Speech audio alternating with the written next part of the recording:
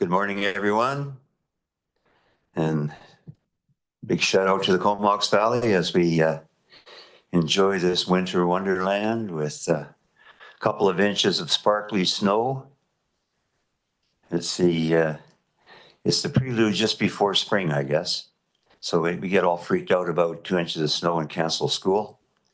But hey, the kids need the day too. So here we are, and the Electoral Area Services Committee. We're here present with bright shining faces in our places. We don't have anyone in the gallery, so we're not going to go through all the housekeeping items. We just have staff, and they're quite familiar with the building and its attributes and its fire safety. Before we get going, this is a meeting of the Black Creek Oyster Bay Services Committee, which consists of Area D and Area C. And we have two services that we share, which is fire and water. So Earth, Wind, and Fire and Water. Before we get going, recognition of traditional territories. We're here today on the unceded traditional territory of what we now call the Comox First Nation. No delegations. I'm going to ask for our CAO to comment on public input. Staff will provide a summary on public input received to date. Over to James Warren. Thank you, Chair, and good morning to the directors, committee members. Director Rice, you weren't here yesterday for our 7-hour budget meeting, day one of the CVRD budgets. We covered off several CVRD board services and budgets, and now we're moving into our committees and commissions where individual services will be considered at Black Creek Oyster Bay, for example, and next week will be Electoral Area Services Committee, Water Committee, Sewage Commission, et cetera, et cetera. So today is day two of our financial planning for the Comox Valley Regional District. Lucy Wacharek, our Chief Financial Officer, will be able to provide some brief information on the summary of public input to date. I think that's going to be a feature at each of our committee and commission meetings as we go through the next few weeks of budget discussions. And then from there, we'll get into the financial planning itself. So Lucy, I'll just turn it over to you for that public input. Thank you. Good morning. To the chair, to the directors. Happy to get into the budget services that relate to this particular board. So first and foremost, just a little touch base on our public engagement, and for your information, Director Bryce. So far, we have had 3 questions come forward into our engage page, so it's a good start as we feel. And as staff, we try to answer those as quickly as possible, and we have, and they're all out there on the Engage website.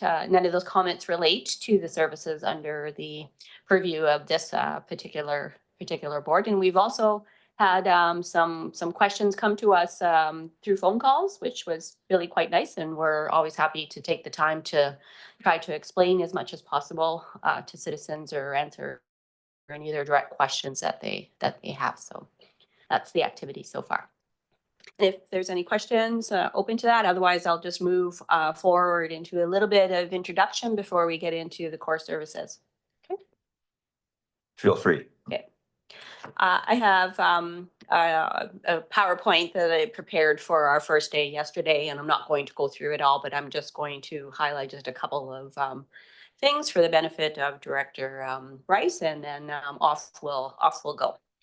Okay, so this marks day 2 of budget deliberation meetings, day 2 of 5. So here we are today. The results of what comes out of these meetings will then get rolled into our recommended budget and come before the CVRD board on March 11th.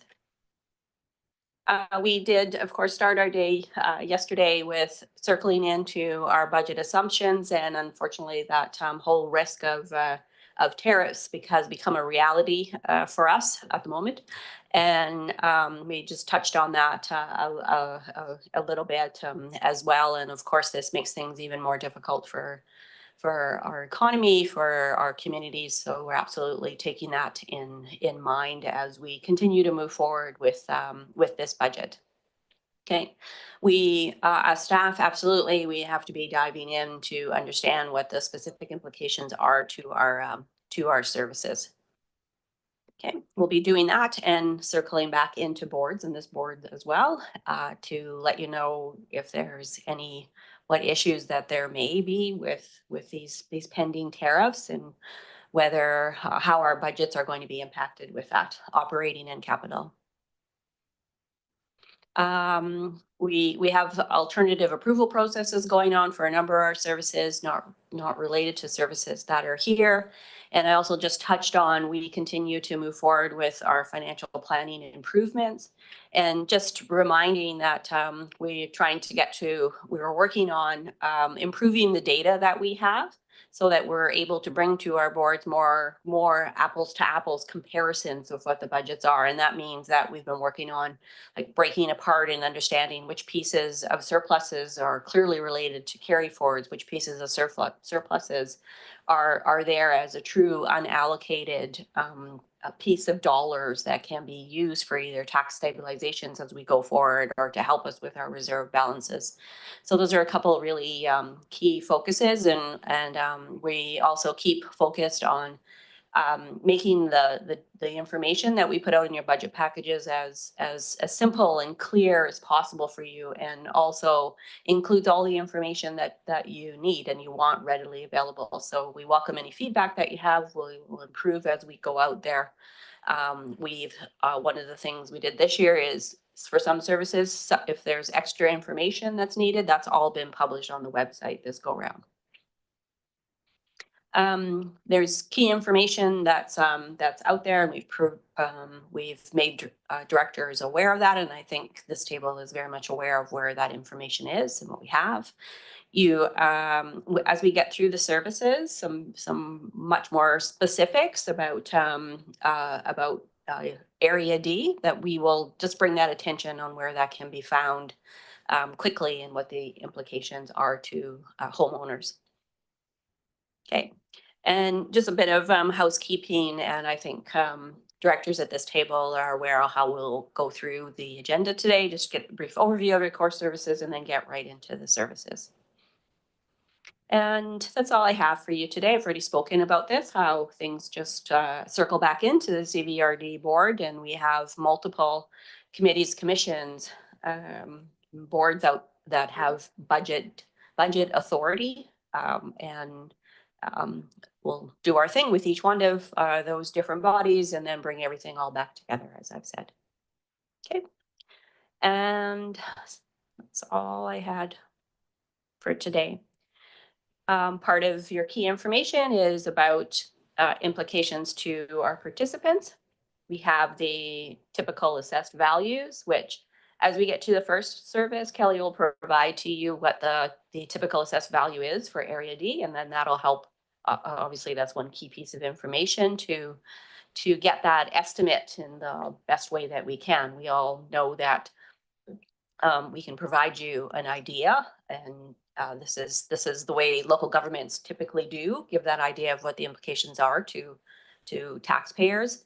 But every household is different for lots of different reasons, right? On a utility side, the utility rates are partly on your usage. On a taxation side, we collect money from taxation that is across assessed values, and everybody's assessed value differs. Okay.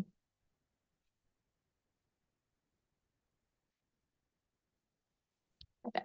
So if you would like us to move on, we will start with our first core service presentation, which is about water. Okay, I'd just like to see if Director Rice has any questions. And when you look at the comparatives out there with areas A, B, and C, it looks like we're either plus 1% or down 1% on assessments. Do you have any read on where you are in Area D? I do believe that for Area D, assessments are down slightly. Yeah. So like 1% down. So it's holding pretty steady. Yes. From last year. Thank you. No questions? So we'll move on to number 2, water supply core services. And a motion to receive it. Received. Okay, and seconded. And over to Mark Rutten. Great, good morning. Thank you through the CAO and through the chair. Just got a short presentation here just to introduce water services that the CBRD operates and owns. This is a summary of the water supply services, and highlighted are the various systems that provide water services to a large number of residents in the CBRD and some in the SRD for this service. About approximately 8 out of every 10 people in the Comox Valley get their water from a CBRD water system. So these are significant and highly valued by the community.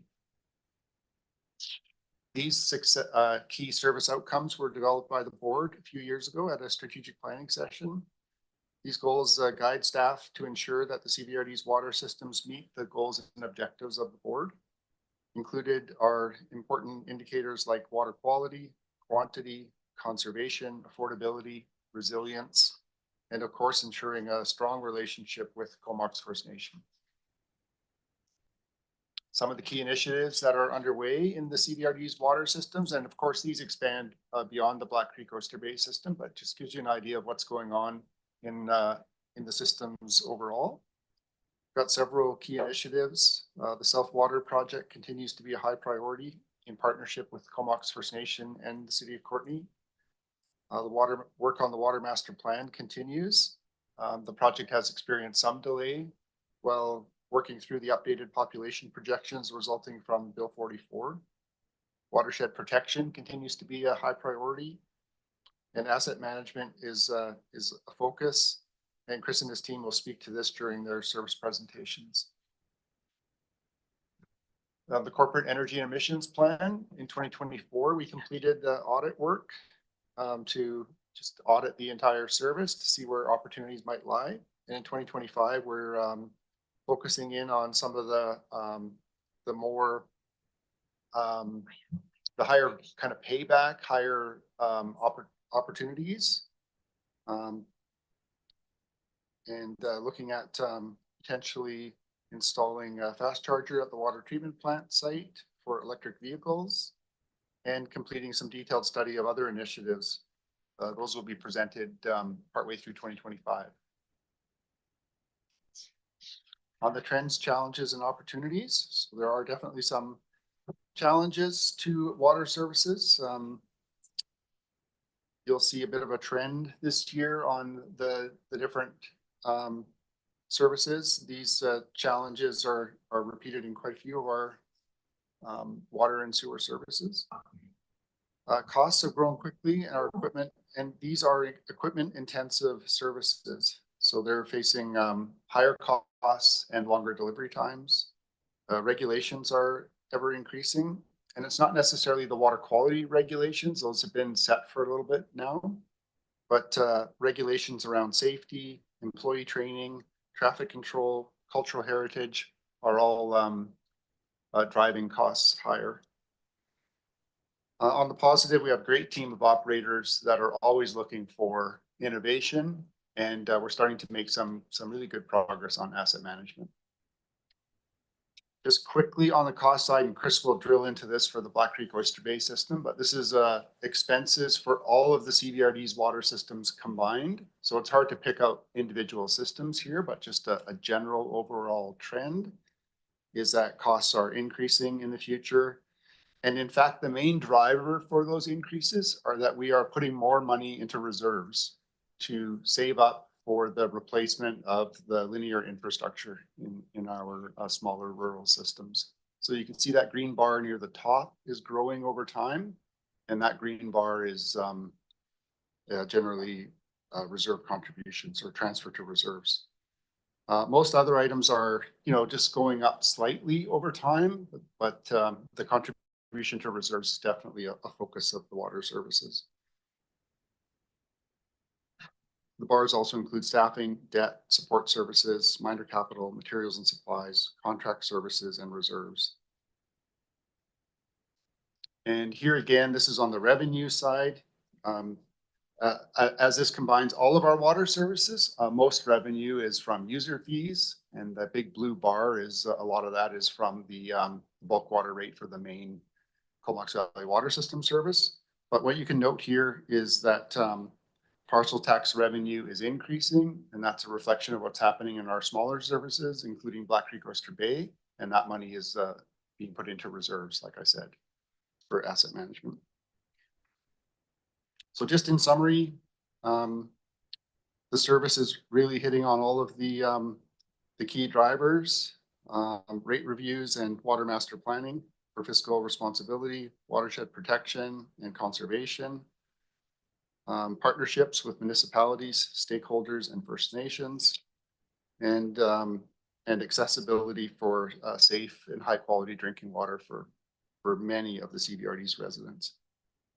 And I'm happy to answer any questions on that. Thank you, Mark. Any questions from the director?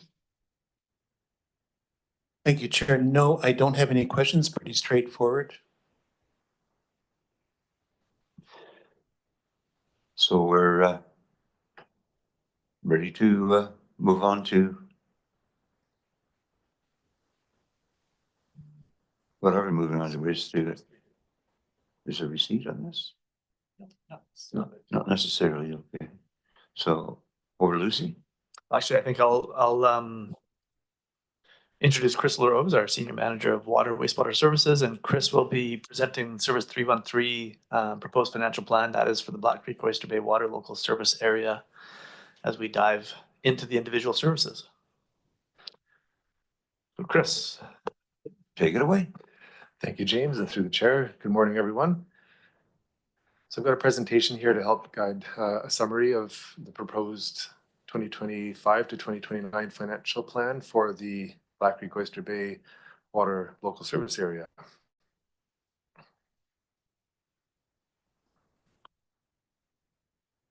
Bear with me. There we go. So just starting off with a brief service overview.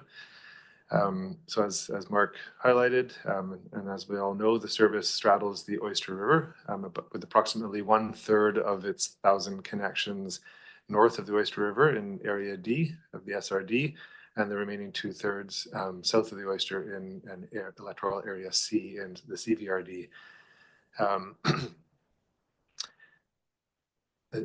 It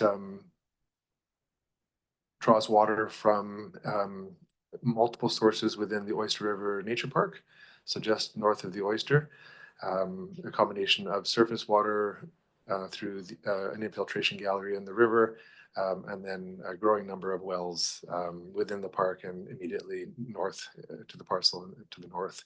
And I'll touch on some of the updates to the water supply system as we go through this presentation. Just starting off with a bit of a highlight reel from last year, and then looking forward to the coming year. So last year we completed the annual batch of water meter replacements. We're partway through a program for updating our water meters within the entire system. It's we've started off with a kind of a $50,000 per year commitment, thinking that it would take us 5 years, but with the inflation that we've seen on the cost of meters, it's kind of taking a little bit longer than we thought. So we're still doing our 50,000 per year, but that's getting us less meters. But we are, I think we're currently forecasting completion of the full meter replacement by early 2027.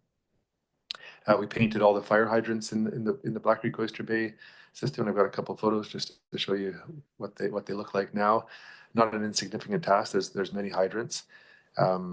We significantly progressed the new source well number 6, and all the infrastructure is now installed. Again, I've got an update slide on that later. We removed the chlorine gas scrubber system at the treatment plant, and because we replaced the chlorine gas system with a sodium hypochlorite system, much less risk and cost involved in supplying that service. And the removal of that scrubber was the last piece. It was a big piece of equipment with a bunch of caustic solidified inside that need to be removed. So that's gone now and freed up some space at the treatment plant. And then designed spill containment for the new sodium hypochlorite spill containment system. So here's a couple photos of our kind of hydrants as they looked like previously. And then they've all been sandblasted and painted by our crew. So it's an example of the innovation that Mark mentioned. A couple of years ago, our operators developed a hydrant maintenance trailer. And so part of that is a homemade sandblast system. So they have a system down pat now where they pull up, put some shielding around the unit, strip it down, sandblast it, and paint it. And we've done that now to all of our many hundreds of hydrants, and so significantly increasing the lifespan of this infrastructure, as well as they just look a lot better. Looking ahead to this coming year, we'll continue with the residential water meter replacement program.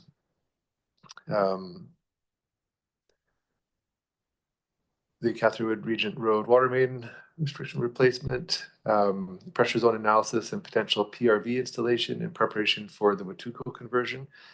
So that conversion process has restarted, and we'll be bringing forward an update report with a recommendation to this committee, likely in March. But in preparation for that, we are doing a pressure zone analysis to confirm the extent of a new pressure zone. Is it just for the Watuco area, or does it make sense to include part of the Watuco, the existing Black Creek Oyster Bay service area within that new lower pressure zone to help extend the life of the pipes in that area? We'll complete commissioning of the new well 6. That'll likely be over the next month or two. And then we're completing a project to clean up all the connecting pipes and valves for the wells within the Oyster River Nature Park. Some of the trends, challenges, and opportunities faced by the surface. So as Mark mentioned, we are struggling with some long lead times on key supplies, and escalating costs. They continue to be, pricing continues to be volatile. But as Mark mentioned, we do have a skilled and innovative team, and we're constantly striving to develop things internally to try and keep costs down. Two of the ideas or two of the initiatives that we've implemented recently are a traffic control trailer and detailed plan. So we've both in an effort to help reduce cost increases, but also to increase the reliability of this service, we've developed our internal capacity for traffic control. It's a pretty significant issue for us, as we respond to a lot of main breaks and unexpected and planned work within the road right of way, and we are often running up against difficulty in securing traffic control to help keep our operators safe, and the cost of it have escalated dramatically as well. And I've got a couple of photos here. So this is the new traffic control trailer. So it has just a wide selection of all the required signs and barriers, cones, etc. And then within it, you can see the 5 plans posted up on the wall of the inside of the trailer. So those are for different configurations of work, either for work on the shoulder, like say meter reads where the operators are going down one side of the road but need to have some protection against speeding cars, versus all the way to full closure of a road. And so these are pre-established plans, and they've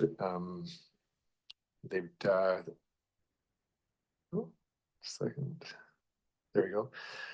To help train with those plans, we established some line painting up at our water treatment plant, and walked all of the operators through the various plans, which was quite successful. And so now they've started implementation of these plans. We're still leaning on contractors occasionally, but more and more we're using our own staff and equipment. So now diving into a summary of the proposed plan. So starting off with HR. So we're projecting a 0.12 increase in FTE for this service in 2025, and no change in 2026.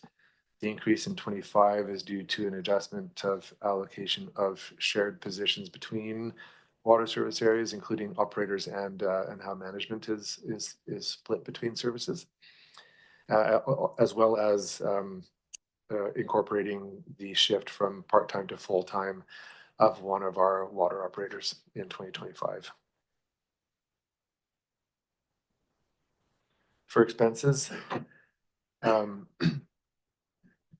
of items of note. So we see an increase in personnel costs in line with my messaging on the last slide, as well as material supplies and utilities. We've included a new allowance of $20,000 for this service to help with costs of compliance with the Provincial Heritage Conservation Act and the KFN Cultural Heritage Policy.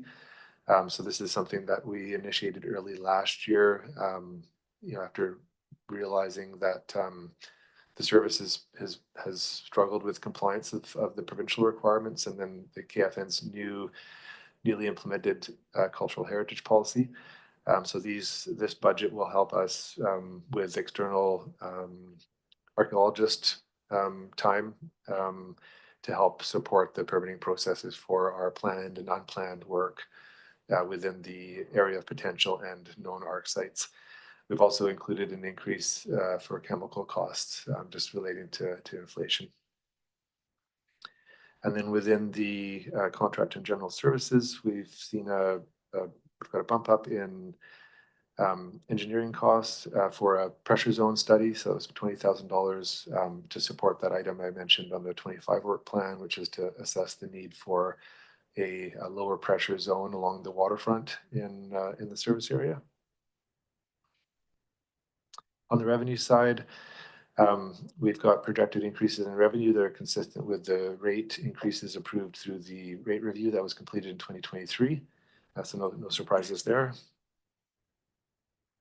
And here's a table just summarizing the impacts of those projected rate increases in line with 2023 through to the end of the 5-year term through changes to the user rates and the parcel tax.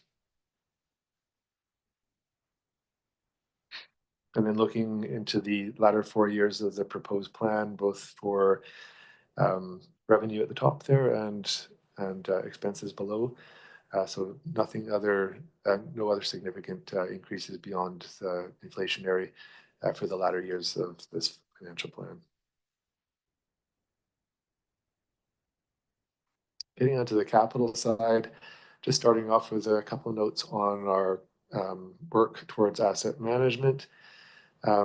We will be working to maintain and update our asset inventory for the service in line with our work with the other water service areas.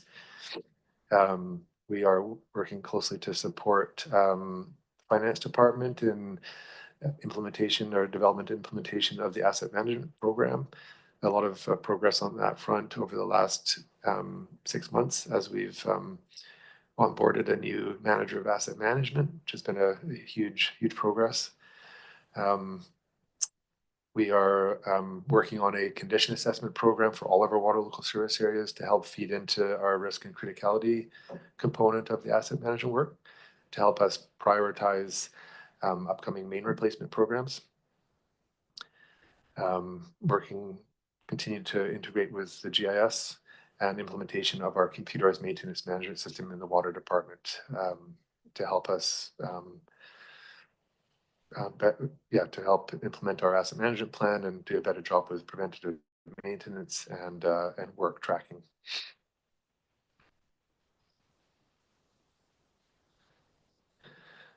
So the capital plan for the next 5 years,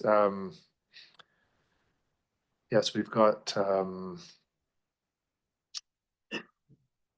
so 2025, it's currently showing 105. So this is the proposed plan.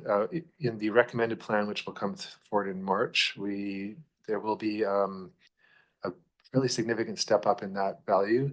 And this is relating to the likely need for installation of a PRV, so relating to that pressure zone study.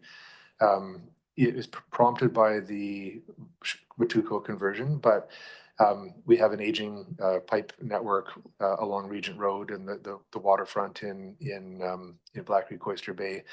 And so rather than just implement a lower pressure zone in Watuco, there's a strong case for doing so for the entire waterfront area. So both systems have aging 4-inch AC water main. And while the piping on our side has been weathering the higher pressure, Watuco pipes are currently at a lower pressure, and they'll be stepping up. We're seeing an increase in main breaks along the waterfront in that area. And so the thought is that reducing the pressure in that entire area will help to extend the life of those pipes and help to significantly reduce the near-term capital for pipe replacements. And speaking of pipe replacement capital, you can see starting in 2029, we're forecasting the start of our kind of main replacement program. And that will be informed by the condition assessment program that we'll be developing this year.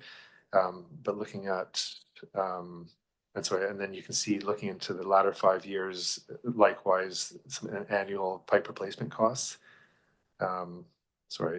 Just wanted to jump forward to this slide. So you would have recall this was a slide that we used during the rate review in 2023, just showing kind of the likely kind of main replacement or capital cost curve of for our main replacement program. If you can't quite see, the peak of that is showing around roughly 2040. So this plan taking us through to 2029 definitely puts us into the beginning phases of that bell curve of replacement. We expect this curve to change and likely just to shift, hopefully shift back a little bit as a result of the condition assessment program, but also installation of a lower pressure zone in that the lower elevation is likely to help shift that curve back a little bit too. And just a brief slide here relating to completion of the new water supply project. So well number 6, as I mentioned at the beginning, that project is nearing completion. We'll be commissioning the works by the end of March. And we're also in parallel with that working to finalize the amendment to the existing water license. So that might have been a change since the last time we had contact on this project with the committee. Initially, it was thought that a separate water license was required, but we've worked with the province to adjust that approach, and we're working to amend our existing license, which is a much quicker and an easier process. So we expect to have that around the same time as the infrastructure is commissioned in March, which means that the infrastructure will be available in the summer of 2025 if we experience a deep drought like we did a couple of years ago, which is really great news. Just a couple slides here on reserves. So a summary slide here. We're definitely sitting pretty low generally for reserves in this service, particularly in the capital works reserve, as we've drawn that balance down to help fund installation of the 6th well project, well 6. And before the impacts of our rate increases really take effect and allow us to start putting more away in reserve contributions. So the capital works reserve, looking at the second line here, so contributions to reserves, you can see that as our rate increase program takes off and starts to increase, you can see our contributions will likewise increase significantly year over year, which will be really important as we start planning how to fund the main replacement program and slowly reduce our reliance on borrowing to help fund those projects.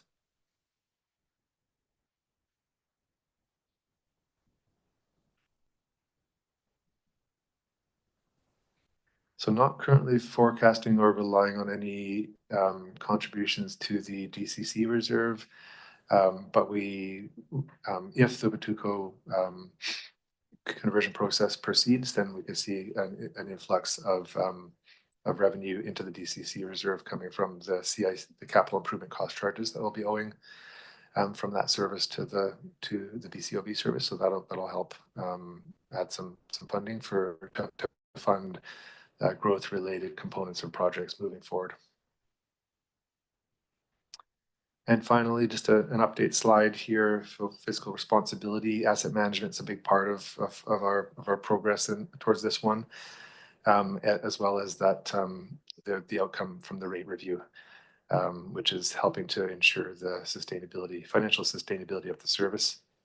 From a climate crisis and environmental stewardship perspective, we have a fully metered system, which helps to, and in combination with the conservation rate structure, which helps to minimize our per capita consumption, and we're working to maintain reliable and resilient infrastructure to replace the embedded costs of that infrastructure. Community partnerships, the service itself is a partnership between 2 regional districts. In terms of Indigenous relations, we have close communication with the Comox First Nations on all initiatives relating to water licensing and similar topics. And lastly, our rate structure ensures equitable access to water across our service areas. So that's it from me. I'm happy to answer any questions about the proposed plan. Thanks, Chris. So the new number 6 well will be operational by summer when we need it the most. Yep. Fantastic news. Well, it's my only question would be around extrapolating costs. 4 years down the road, it's an estimation at best, I guess, in light of pending tariffs and whatever. So I'm just I guess we have to just be realistic and adjust our timeline accordingly, if need be. Yeah, so the commitment in 2023 when we completed the rate review is that we would revisit and do another subsequent rate review in 2027. So that'll be the next opportunity to review where we're at in terms of costs and both in terms of inflationary impacts, but also timing of upcoming main replacements. So that's where that condition assessment program and the results from that will be fed into the process, and hopefully the results of that program indicate, that that main replacement curve, which is currently timed just on the expected lifespan of the pipe, maybe that can be shifted out if we can show that our pipes are actually in better condition than they could be at that age. Yeah. Very realistic. Thank you. Mm-hmm. Dr. Rice? Thank you, Chair. I've got a few questions. First of all, when you mentioned water meters, you said that it was completed, but then you were still upgrading. So how many water meters are still outstanding for Area D? So to clarify, I said this year's replacements are complete, but the program not. I don't have actually if Mike was here, he would likely have that number, but I can certainly get back to you and tell you what percentage, but we're on track for getting them all replaced by 2027. Again, I understand the challenges with water meter. We have a universal water meter program for the other half of my residents. So, we know the challenge of getting those meters. I'm just wondering how many more homes need to be done. So if you can get back to me on that, send me an email, that would be fantastic. Sure. I do want to highlight the user rates. So 443, for the public record, we also contract the city of Campbell River for water. Our meter rate right now is $6.28 per year. And we also get taxed $54 per 100K. So again, if anybody is looking at the rates, quite a difference between the Black Creek, Oyster Bay, and Campbell River. Where things really get skewed with Campbell River is that the flat rate is $1,200 plus $5,400K. So we have that taxation. So a lot of households in Area D are spending just shy of $2,000 a year on water. Wow. So I just wanted to make that, that point. The other thing that I found interesting is that you're projecting a 2.5 increase yearly. Is when we talk about inflation, do you think that that is going to continue on for 26, 27? So I think the intent there is that that's a, you know, that's an average, you know, that's a reasonable average rate of inflation. Obviously, it doesn't account for unforeseen impacts of tariffs, for example. So as Lucy mentioned in her initial slides, you'll be monitoring that closely and bringing forward any changes as warranted. Lucy, do you want to add to that? Just a couple of comments, new development and this being prepared before the onset of our trade relations with the US. And for sure, this is one place where we need to come back to this. The 2.5% may not be reasonable any longer. So we'll see in the coming months what kind of data that we're able to draw on to, and may have to come back and adjust these. Yeah.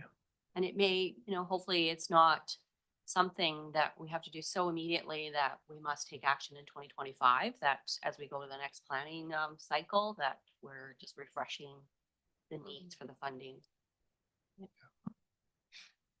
Thank you. That was all the questions I had. Just getting back to that issue of procurement. Remember we had to get a valve from Chicago that one time for the Comox Valley system. And is there, you know, should the Canadian dollar drop to 62 cents and should United States continue with their idiotic tariff and we reciprocate, is there other options? Can you get valves from Germany? I guess the lead time might be a little longer. Or is there other countries we can look to? Because we've been, you know, pretty well tied, you know, leg to leg to the American system. Is there any Canadian manufacturers still out there that are producing, you know, the Waltech and all these people that got taken over by the big American companies originally? Now they're across the border. So, well, what are the options other than having to go to Chicago or Texas or Los Angeles for stuff? Yes, absolutely. That's part of our due diligence now as we you know, even with that 30-day stay on the tariffs, we're still putting our minds to where alternative sources for equipment and materials, because the decision, the calculation previously of US versus Europe or Asia is likely to change dramatically with the implementation of the tariffs. So we're doing that work now in case those tariffs do materialize, and or the counter tariffs specifically, so that we've got a bit of a head start. As we all are. Mm-hmm. So I don't see any questions. Sure. So I guess Sorry to interrupt.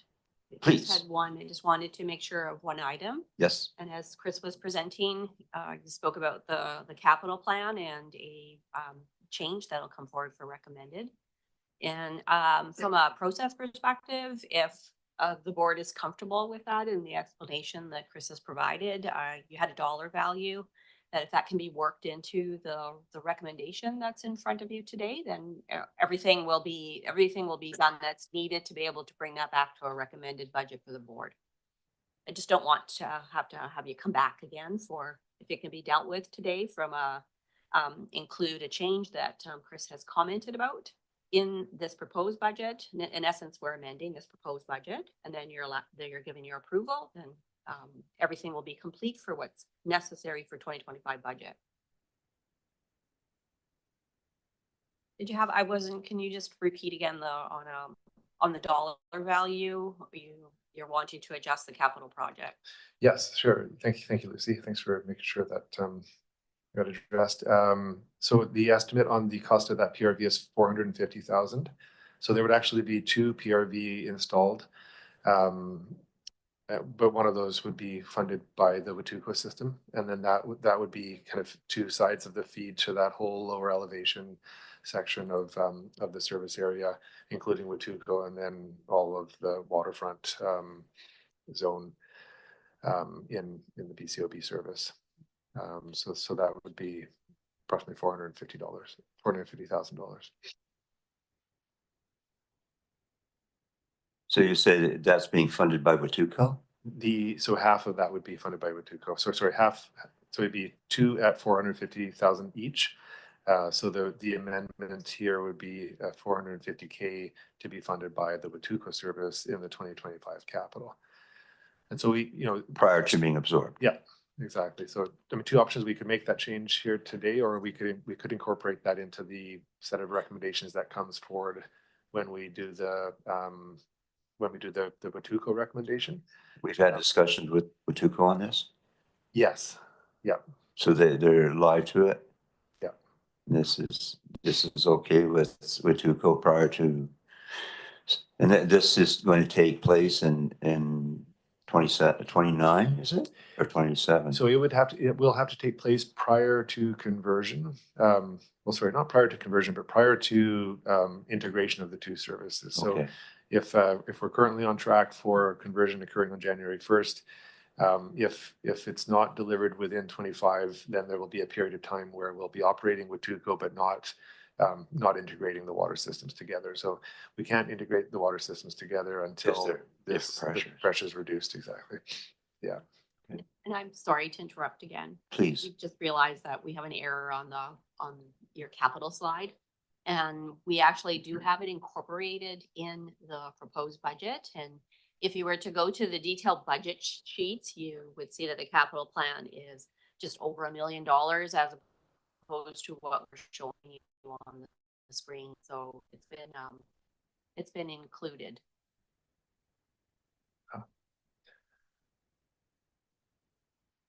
It's been included. So if you're, again, happy with the explanation, sorry about that. We just realized as we're looking at this, it was probably one of those last minute inclusions that we missed in updating our slide. Then the recommendation that's laid out for you on the last slide here is accurate. Accurate. And okay. So sorry about that. We will update the Okay. Well, slide. you're dealing with areas D and C here. It's not like some of those other areas. Good. Okay, so any other questions? I guess we didn't make a motion on receipt of this from Chris, did we? Because we do have a recommendation, so it should be received first. Is it? Is it automatic receipt? Just go right to the recommendation? Okay, well, I'll entertain a recommendation then. Move recommendation that the proposed 2025-2029 financial plan for service 313 Black Creek Oyster Bay Water Local Service area be approved. I'll second that. Any further discussion? Staff are okay? Very good. Then anyone opposed? That carries. I would like to add that these are what you call things like water and fire services are definitely core municipal or local government services. So these are all bread and butter stuff. We're going to move on now to the Emergency Corps Service. We have Doug DeMarzo here, General Manager of Community Services, to present an overview of the Emergency Service Corps Service. And you can activate your own microphone today. Thank you. And through the chair, I'm here to present an overview of our emergency program Corps Service. Corps Service really looks at all of our rural fire departments as well as CVEM, which is our Comox Valley Emergency Management, as well as additionally supporting a number of organizations throughout the community, such as Search and Rescue and other organizations that are there in our time of need and first response, as well as looking at emergency management from a mitigation prevention lens, preparedness, and recovery. Some of the key service outcomes that were identified include our Emergency Operations Center preparedness and bringing that training standard up and making this building ready for that, as well as continuing some Comox First Nation consultation and understanding how they are participating under the new act in emergency management lens, and that's through EDMA, which is the Emergency Disaster Management Act. Also, the Fire Safety Act was recently updated, and you've seen a couple reports come your way over the last year on what that means for inspections. And we continue to work and promote through AVICC and others, that we continue to look to the Office of the Fire Commissioner to provide those inspection services for us and investigation. With that said, we did appoint, or will be appointing some delegates, officers, we did through bylaws to represent us as per the act there. Really, it all comes down to being prepared and adapting to hazards, risks, and vulnerability assessments as we move through and keep our region safe. So with that, some of the key initiatives are around some of the Fire Smart programming, which is essential, which includes chipping as well as education to prevent wildfire protection. And we're looking at the design and construction of the Mount Washington Fire Service building. There's a lot of other work going on within other rural fire departments and within CVEM, as well as continuing to support search and rescue and their needs to meet facilities, a new facility potentially moving forward. I alluded to some of the new provincial regulations, and that's some of the trends and challenges we are seeing, is understanding what those regulations are in context of the Act and how we manage through those processes. Of course, we have a number of fire halls looking for construction, and with recent changes to community works funds, we've benefited from these from the regional emergency services perspective. We continue to have a heightened awareness and focusing on our EOC. And as you've heard in most of your presentations, apparatus cost increases continue to be challenging. I feel like I've been saying this since 2019, expecting them to flatten off, but they continue to have dramatic rises year after year. So it continues to be something we grapple with, and we're taking new approaches when we look at procuring equipment, apparatus, and trucks, partially based on a fire service review that was completed a few years ago. Overall, here are the expenses. As you will note, here are personnel costs in the middle, but it's important to note that all these services are really run on the backs of volunteers, which are critical to our services in all the organizations we support, including our rural fire halls. We continue to be thankful for the work they provide to the community, and it's very important that we continue along this line, and we're very thankful. Again, here's some of your funding sources that comes in. As you'll see, we have an increase in grants, and this is largely due to the work at CVEM, as well as some of the provincial grant initiatives that have helped us buy apparatus for all of our halls over the recent 4 or 5 years. We've been successful with that grant. And we continue with these other funding sources that come in and out of the services. So in summary, I can't express our thanks enough for the rural volunteer community fire halls, as well as the volunteers who work with all the search and rescue organizations. And these partnerships create a great community for us to live in, and a safe community, hopefully, in our times of needs. We continue to work with the vulnerable populations through warming centers and cooling centers. Example of this is just as recent as yesterday, where we had warming centers open in Comox, Cumberland, Courtenay, Hornby, and Denman Island. So it's a wide variety of locales we continue to serve. With that, I'll leave you with any questions you may have.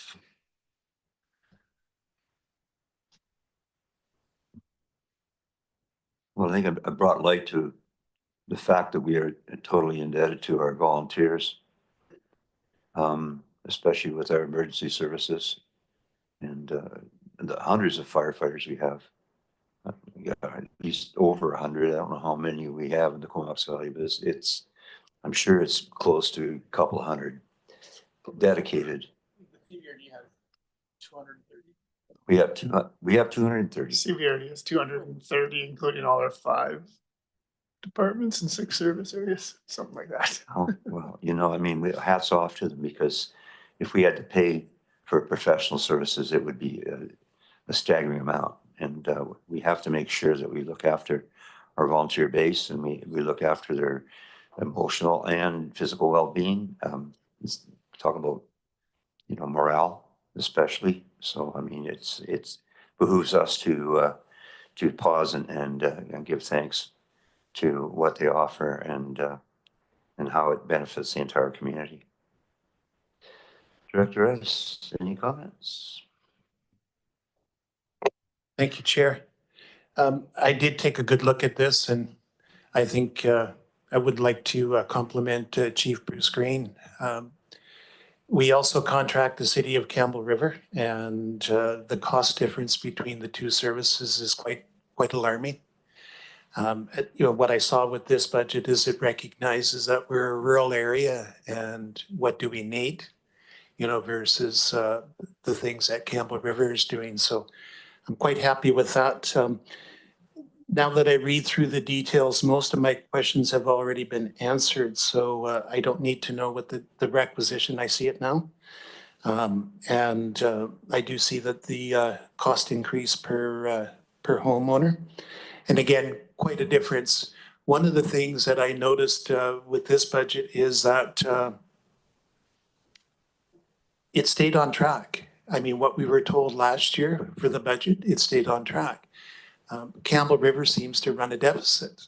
So come tax time, we pay 7% of their operational costs. We immediately get hit with a deficit plus the next increase. So it's nice to see that this is staying on budget because these things are important. The other thing that I think is quite important is the transparency. I haven't been able to get this level of detail from the city of Campbell River on our fire service. And I've been trying to ask questions now for 14 months and they're still unanswered. So thank you very much. I'll leave it at that. Thank you, Director Rice. I think for the benefit of the public, Bruce has a more thorough presentation following mine. So if we can allow some time for him to go through his, that would be fantastic. Yeah, and thanks, Director Rice. Appreciate the comments. Yeah, in the interest of more transparency, I think Bruce Green would like to walk through some of the work plan items, but appreciate your comments on the process and the financial plan that you've got in front of you. And so I think if that's okay with the directors, we would like to move to Bruce's presentation for the Black Creek Oyster Bay Fire Protection Local Service Area. And over to Bruce Green. Thank you through the CEO to the chair and the committee. Today I'm going to present on the Function 230 or Service 230 Fire Protection Area, which includes southern area of Area D and a big portion of Area C from Area D from the SRD. Done that one. So to 2024 accomplishments, the association, so the Firefighters Association purchased an EV vehicle, which is a 2024 Ford Lightning using deployment funds. So there was no direct impact to the taxation base of that for the replacement of that truck. I think the cost came in at around $95,000, which the association paid for the whole thing. We are purchasing a ladder truck because the requirements, because there's some 3-story buildings in our area. Instead of going with a new apparatus, we purchased a used apparatus, the Puget Sound, that will meet the requirements for the area for 10 years. A new apparatus would cost in the tune between 1.8 and 2 million. We're going to come to this one at about $300,000 to $350,000. We deployed a crew to the Halkar Mountain Fire this year for 6 or 7 days to support the remote areas of our fire areas. We built a support trailer which has an SCBA fuel station in it, a decon station, and a rehab station to improve the health and safety of the firefighters, as well as for the bigger fires, allow us to fill SCBA bottles up on scene instead of transporting back and forth to the fire hall. And we responded to 537 incidents last year. Trends and challenges, like everybody else, the cost escalation, equipment and supplies, the Fire Safety Act, we're working our way through how that's going to affect us. There's long delays in deliveries of needed equipment. I just ordered some hose, fire hose, and I think it's going to be 8+ months before it's going to get here. We have applied for the $40,000 CEPF grant. We're waiting to hear if we've been successful. And then we are working with the emergency management team here on the CRI grant for Fire Smart initiatives. Human resources, there's been no change in the full-time equivalencies, so we're still staying at 2.02. Expenses, personnel costs have gone up slightly at just maintaining the cost of living. The grants to other organizations, that's the operating grant that the association applies for, has gone up a little bit. And all the other ones are just basic costs that go up over time. And the other big one is the debt charges, and that goes to the ladder truck that I talked about earlier. We've got some short-term debt servicing costs for that when it gets fully implemented. Revenue, the big one here, other than taxation, is to look at the recoveries from other functions. As Director Grieve and Director Rice are aware, we do support Merville and Mount Washington Fire Service as well under our guidance, and those functions have are putting $207,000 back into our budget for those costs associated with us delivering the service. And that being said, all their COPLA costs are on a total different budget. That's just for operating costs of those 2 fire halls. I can't read that one. And at the end of the day, the most important about this one is the mill rate at the bottom. We've gone up substantially, but I think it's fairly consistent over the next five years, based on tariffs and all the other outside pressures. But based on what we know now, we're going to be fairly consistent over time. The operating budget is going to be 1.21, and that there again, that includes that money that comes in from the other services. Transfer the reserves, we're maintaining a good healthy reserves in case something goes wrong, and be able to offset costs in the future. So asset management update, we completed an asset management date for the Oyster River Fire Hall, which will give us long-term planning. So as we have to plan stuff, because a fire chief is not a construction person and doesn't know asset management. So the CVRD has contracted a company to provide that asset management plan, which will guide us in the future for replacement of what needs to be replaced to get the best out of that fire hall. Our engines are replaced by fire under service guidelines, and we have to follow those guidelines to make sure we ensure that the residents have the ability to get a insurance break from their insurance companies, and our personal protective gear is replaced every 10 years as per Works APC guidelines. So a lot of our stuff is mandated by outside entities how we replace it. This year, our capital plan, we're looking at replacing our van, a utility vehicle. It's a van for transporting firefighters to training courses and around for calls. We're looking at replacing that with ideally, I think it would be a plug-in hybrid to go electric, but we want the ability to have gas go. If we go on employment, we can send that away to transfer firefighters. The other one we are doing is our AutoX equipment is outdated and old. So we're going to be looking to get new AutoX equipment, which will be replace electric tools that we already have. Long-term capital plan, the big one there is in 2032 is to replace our main out engine. The main out engine will be 20 years old in 2034, and Fire Underwriter says you have to have that 20-year engine. To the previous slide trends, it takes at least 2 years to get an engine, so we'll have to order that engine in 2032 so we have it in 2034, so we can ensure that we can have maintain the rating, so the insurance breaks are there for the potential insurance breaks are there for the residents. The reserves, fairly healthy. Expenditures in the future, reserves, there again, I think we're doing quite well. There again, I'll trust you to read the numbers and ask any questions if you have any. Summary, we're using grant funding and working on joint purchases to try and keep costs down. Replacing currently utility vehicle with a plug-in hybrid, changing out gas and powered equipment tools for electric ones. We work within the community and the community associations when needed and as we're available.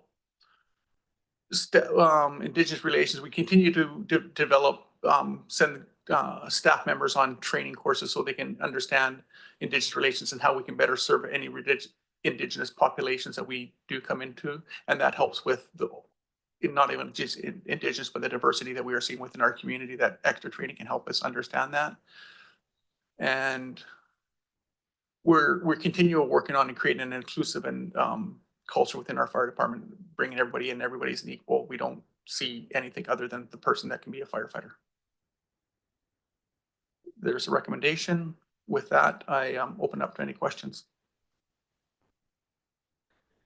Well, I just have one question. I thought the fire underwriters were starting to relax their policies a little bit. They were talking about allowing, because I imagine even after 20 years, the actual fire truck itself probably has what, maybe 40,000 clicks on it if you're lucky or something, like very minimal, but it's the pump. And I thought they were going to relax policies around inspections or rebuilding pumps or swapping out or whatever. There is some talk about that at the Fire Chiefs Association BC conference every year.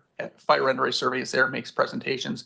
There's talk about instead of doing the 8 kilometers, doing a different timing, looking at changing out pumps and resurfacing the vehicle to get that longevity, but Yeah. nothing has come forward to this point in time. There's a lot of discussion about that, but nothing has come forward. So where would the vested interest lie there, I wonder? No comment.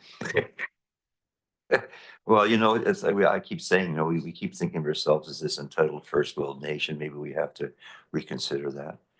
And that's where, like for us, it make economic sense to buy used ladder instead of a new one that we can get for 10 years. So if you do the cost, it's costing us $30,000 per year for 10 years over a 1.8 or $2 million ladder truck that will last for 20 years. So with the bigger cities, their replacement, like the city of Courtenay, their replacement because of the population base went from 20 years to 15. Oh. So that apparatus we could probably get relatively inexpensive and keep our costs down. We'd only get it for 5 years, but it would keep our costs down substantially. That being said, in the budget, you plan for new, and when we get there, we look and see what's available and what's best going to serve the public. Well, whatever we can do as elected officials to add our voice to the choir around lengthening the usable life of fire trucks, I think you can ask us to write a resolution to UBCM or something like that. I mean, it does make a lot of sense. But at least we can rest assured now in areas C and D that if little Katie gets stuck up a tree, we got a ladder truck. Director Rice.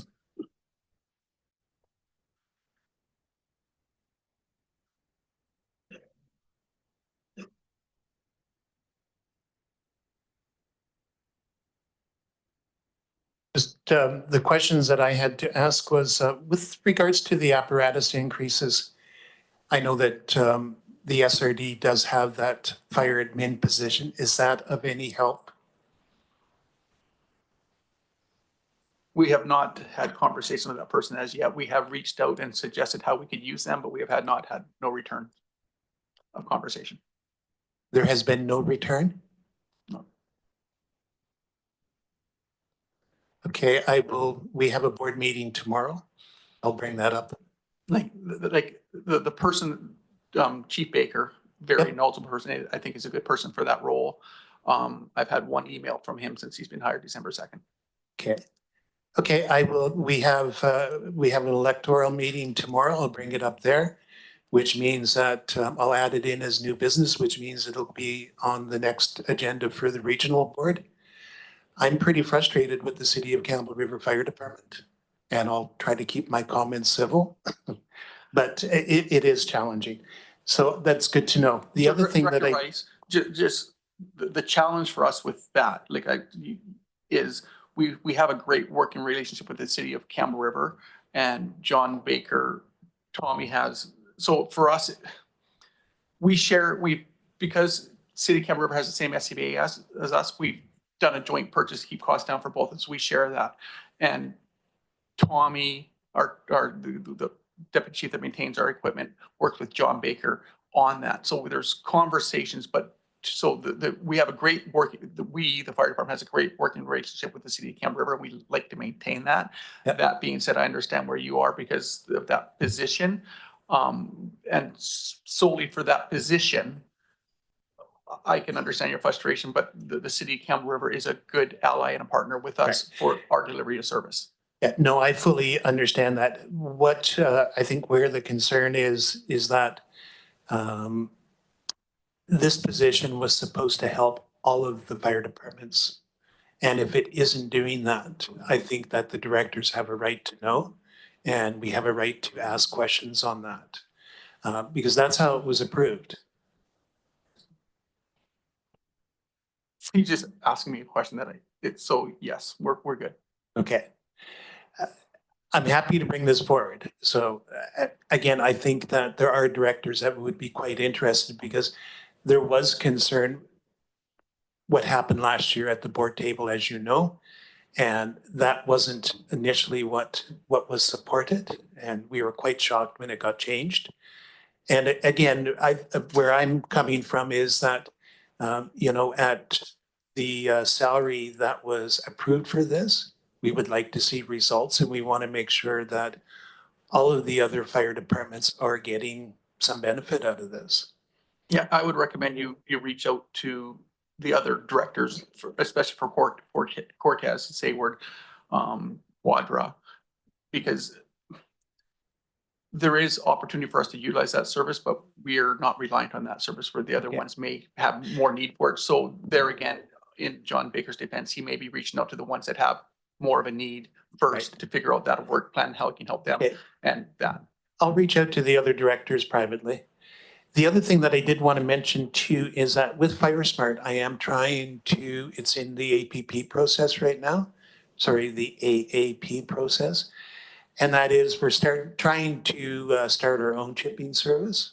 And I'll know probably in the next 3 weeks whether or not that bylaw will go through. So that I'm hoping will help at least our community in terms of being able to keep up on properties and keep them clear. So just thought I'd throw that out there. Thank you.